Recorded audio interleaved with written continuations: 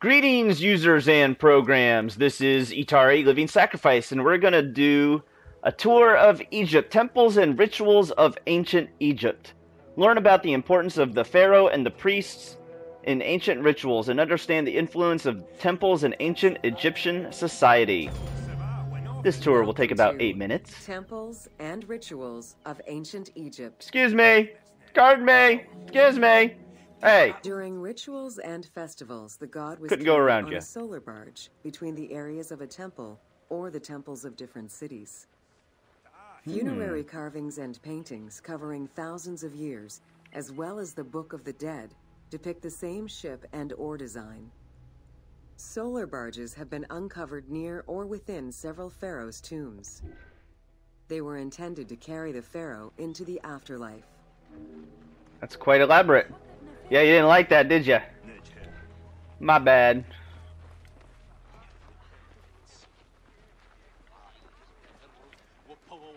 Uh-oh. They're moving me.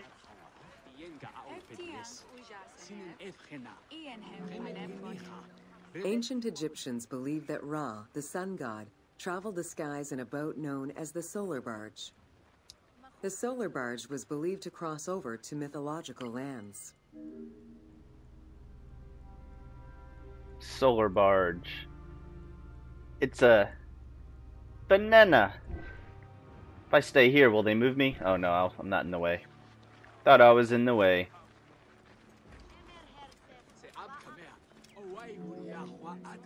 The god Ra believed mankind was conspiring against him. He ordered Sekhmet, the lion-headed war goddess, to kill all humans. To his chagrin, Ra quickly realized that with all humans gone, there would be no one left to worship him. In order to stop the rampaging Sekhmet, beer was brewed and dyed red with pomegranate juice to resemble blood. Sekhmet drank every drop of the brew she could find, eventually passing out drunk. When she awoke, she was calmer, and her lion visage had changed into Bastet. A kitty cat, I'm assuming. The Festival of Drunkenness was celebrated in honor of that myth. Festival of Drunkenness. Everyone needs an excuse to get drunk, I guess. It's just an excuse. Unlike the daily rituals that took place in the temple and were performed by priests, festivals allowed the entire population of the city to participate. Festivals helped mark the passing of the seasons in the agricultural calendar. In reflecting the cycles of life, festivals offered a sense of consistency and structure for the regular citizens, thus reinforcing the sense of order that pharaohs were to provide for the citizens of Egypt as part of their godly duties. And that's why we have, to this day, Valentine's Day, you know, Christmas, Mother's Day, Father's Day. Always need consistency in our lives. The importance of these festivals is demonstrated by their longevity. Records show that Osiris festivals occurred for more than 2,000 years. Some festivals serve to reinforce state control and promote the king's reign. Both the Opet and Sed Jubilee festivals were specifically intended to celebrate the renewal of the king's power.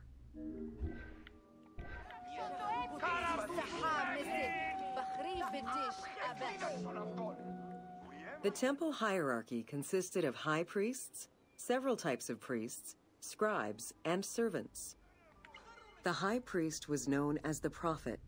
Some divinities had up to 4 prophets, and they were the ones to perform the most advanced and complex rituals. She literally said, high priest, several types of priests, scribes, and servants. Like, we don't feel like listing them all because there's so many. Egyptian priests were not confined to solely religious tasks, and in fact had crucial roles in Egypt's administration, most of which served to reaffirm the pharaoh as the proper vessel for the gods. Their focus within the temple was centered on the proper conduct of daily divine rituals, rather than as custodians of dogma or the indoctrination of individuals.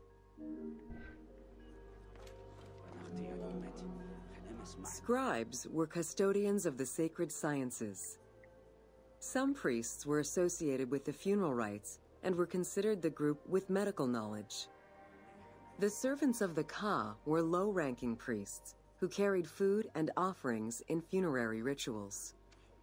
Lector But they were still priests. were distinguished by their ability to read, and their main duty was to recite specialized religious texts in both temple and funerary rituals.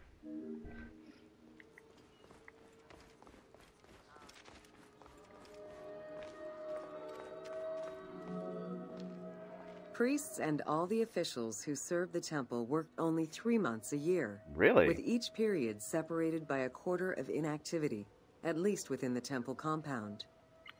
Each outgoing group handed over the temple and their tools to the newcomers. Only the high priesthood remained in permanent office within the temple. Huh. So did they never come back? Did they come back the following year, or did they have to be elected? The most sacred part of the temple was referred to as Jesser Jesseru, the Holy of Holies. The most sacred inner sanctuary was where the shrine to the temple deity was located. Only priests were allowed within. Offerings were given, and rituals unseen by even the pharaoh were performed. While the team chose to allow any character access to this space in some game temples, normally it was reserved for priests alone. Cool. Pharaohs and their priests often chose the site of these sacred temples because of some mythological connection or an alignment with the cardinal points and certain stars. Once selected, a foundation ritual was performed. The pharaoh was required to complete 10 steps in the ritual, which required a mix of offerings as well as specific construction techniques. Once the temple was complete, construction of the chamber containing the shrine, or naos, began. I hope the pharaoh was handy. If women don't find you handsome, they can at least find you handy. The naos was where the god statue stood. The representation of the deity was usually in stone or wood and decorated with gold, silver, and precious stones. Smaller temples had only one naos, while larger complexes, such as the Temple of Karnak, had many chambers to honor gods, such as Amun, Ptah, and Osiris. Each statue was believed to be a receptacle for the presence or essence of the god's Ka, enabling it to take a physical form. Through the statue, the god came to the shrine to eat, drink, and communicate with the pharaoh, or with the priests standing in for the pharaoh.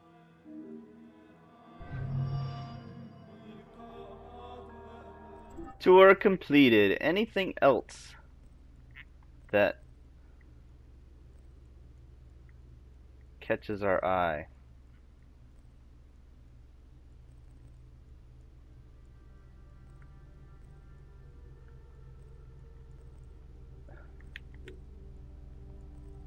Ooh, crucifixion. You can learn about that.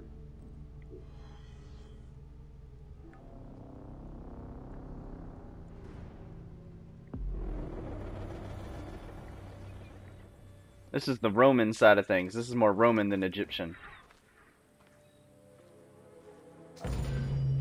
Welcome to crucifixion. Welcome. Welcome.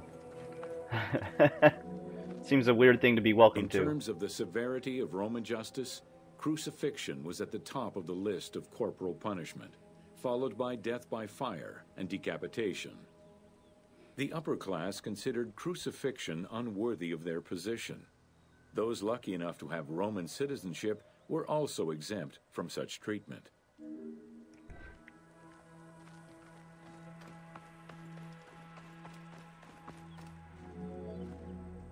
Easily accessible, crucifixions were popular entertainment among the citizenry. Jeez. Unlike throwing victims to wild animals, which required an arena, crucifixions did not require any particular setting.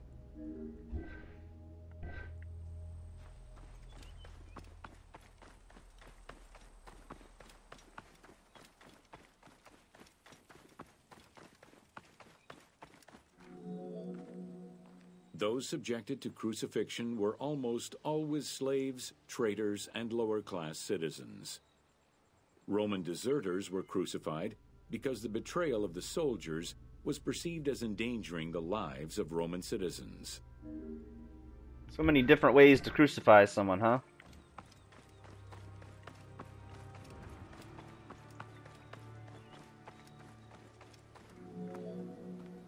In 71 BCE, a major slave uprising in Italia was repressed by the Roman army.